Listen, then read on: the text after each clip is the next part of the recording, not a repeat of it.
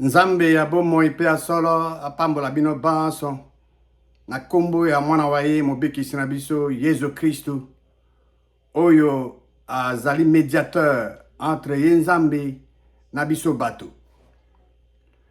Ezali wa bino ndeko Tito Nganda. Boye bolamu na émission Que dit la parole de Dieu, Lilobali ya Nzambe elobi nini. Lelo tokozwa yano na motuna mwa biso ndenge nini moto akoki kokumisa Nzambe mokili na elimu. Ndenge nini moto akoki kokumisa Nzambe mokili na elimu. Yesu Kristu mwana Nzambe alobaka na mwasi azalaki na libulu, la femme samaritaine, dans Jean chapitre 4, versets 23 et 24, alobi na ye, dans verset 23, mais l'heure vient et elle est déjà venue, tant que je appelle ici déjà comment, oyo ba vrai adorateur, ba kokumisa, tata, to ba ko adorer tata na elimu, pe na bosembo, na bosolo. Po ete tata alukaka, ba adorateur, ya lolengelona. Tata, Nzambi, wakila likolo na sela biloko biso. Ya lingaka ba adorateur, oyo ba kumisaka ye, na elimu pe na bosolo.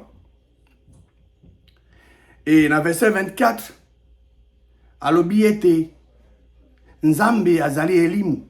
Nzambe azali motote, azali pe mwana ya motote. Alors, et sengele alobi, il faut que oyo akokumisa ya kumisa na elimu pe na bosolo. Donc, bae banson, o bakolinga bakumisa ye Nzambe mokili. Tata na biso, tata Yesu Kristu pe tata na biso, ese ko kumisa na elimu pe na bosolo. Alors, Yesu Kristu ayawa ose abotami accompli mission na ye nyonso.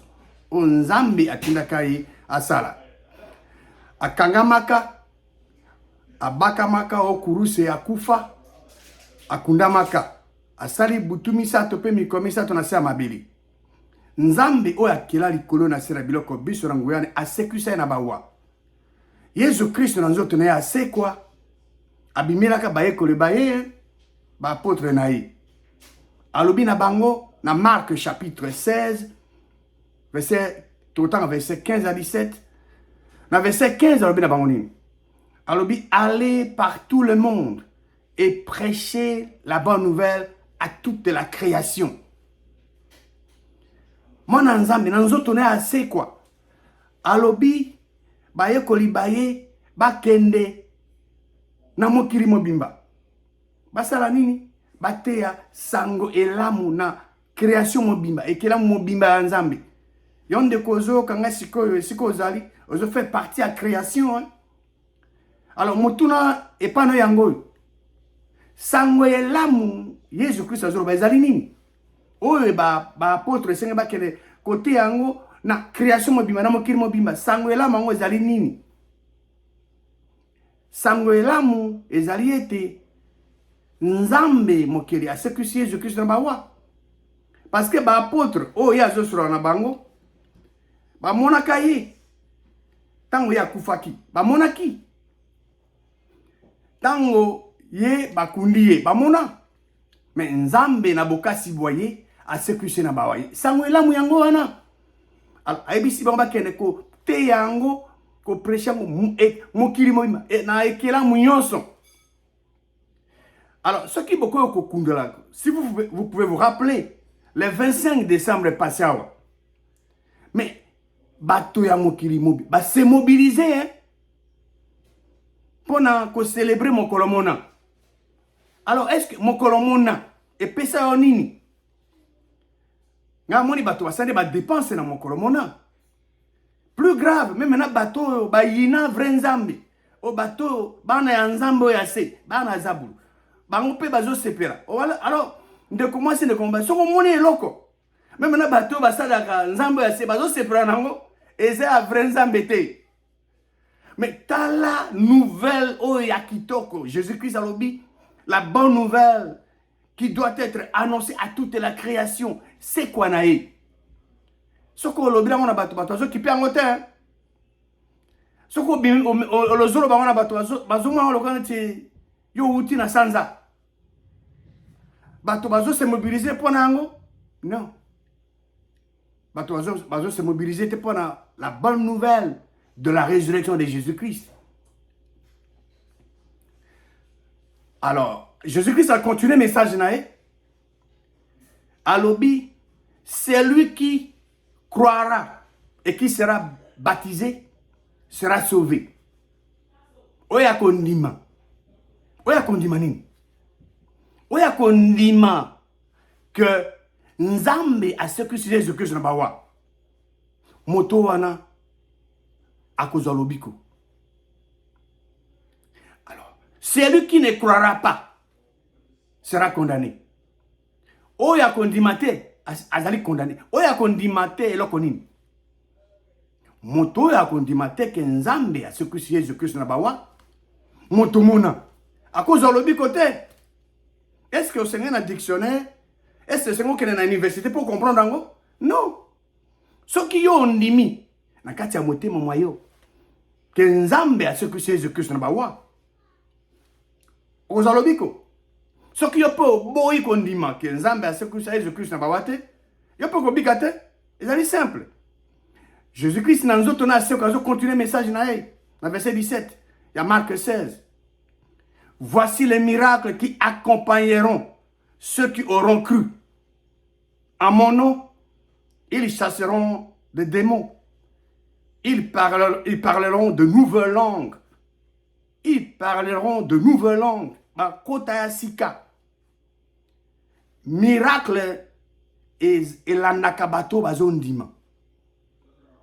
C'est-à-dire que miracle et la nakabato bakambia lingomba. Non. So ozali mokonzi lingomba, to ozali na titre moko boye, nde yango ne miracle kolanda. C'est faux. Miracle landaka bato bandimaka. Alors Jésus-Christ bato bakondima nini awa? Nouvelle tozolo ba ezani. Nouvelle c'est quoi Jésus-Christ? Toute personne alors o andima que Nzambe a sécurisé Jésus-Christ na bawa. Motomona akoki koloba bakota ya sika. Mokolo Jésus-Christ azoloba awa. Soko botangi na passage ba miracle ezaki wana ebele hein.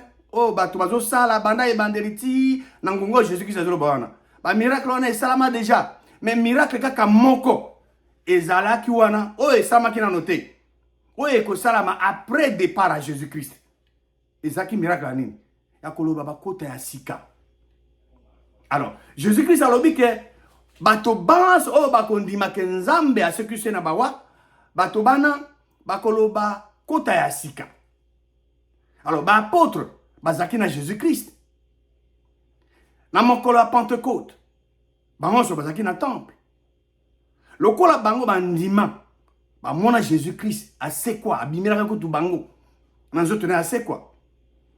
Ma jour on a Pentecôte bango ba tondisa maka na elimu esantu na Acte chapitre 2 verset 4 lilobanza mezoloba ils furent tous remplis, ils se référant aux apôtres, les 12 apôtres, ils furent tous remplis du Saint-Esprit et se mirent à parler en d'autres langues selon que l'Esprit leur donnait de s'exprimer. L'Esprit a ezali Nzambe yemoko. Moni bango bandima ki c'est quoi Jésus-Christ? Le corps bandima qui c'est quoi Jésus-Christ? Na mokolo la Pentecôte, bazwaki likabo ya elimu esantu Nzambe apesi bango yango. Parce que moto nyonso azo likabo ya elimu esantu akoki ko opérer 9 manifestations ya Saint-Esprit. Moko ya manifestation ya Saint-Esprit ezali parler en langue. Et parler en langue ezali uniquement pour adoration à Nzambe. Ba apôtre na mokolo bona ya Pentecôte, ba zui elimu esantu ba parler en langue. Parce qu'ils ont cru à la résurrection de Jésus-Christ. Bandima ki yango. Apôtre Paul azokoloba na kati ya liloba Nzambe lolenge nini bakumisaka tata Nzambe na elimu. Azo distinguer deux sortes de prières. Dans 1 Corinthiens chapitre 14 verset 14 à 15 et 15. Donc, dans verset 14, apôtre Paul Azoloba, si je prie en langue, que prier en langue, si je prie en langue, mon esprit est en prière, mais mon intelligence demeure stérile. Que faire donc? Je prierai par l'esprit, mais je prierai aussi avec l'intelligence. Je chanterai par l'esprit, mais je chanterai aussi avec l'intelligence. Donc, je, individu. Ce qui y a zolobana, côté asika, elimu, et santu, yanzambe zana kati zana communication nanzambe zana prière. Kasi maele maye, ezo salate. Alors, ye akoyi ko sambela na elimu, pe ako sambela na maele maye. Akoyi pe ko yemba na elimu, pe ako ko yemba na maele. Deux genres à prière. Apôtre Paul alobi izawana. Ils sont disponibles là. Et la meilleure façon pour adorer Dieu, c'est en esprit. Alors, ce qu'on ose parler en langue, et là qu'on est les autres, on ose s'adresser à nani, tant on ose parler en langue. Apôtre Paul a fait ses réponses. Dans 1 Corinthiens chapitre 14, verset 2. Alors bien, en effet, celui qui parle en langue ne parle pas aux hommes, mais à qui? Mais à Dieu.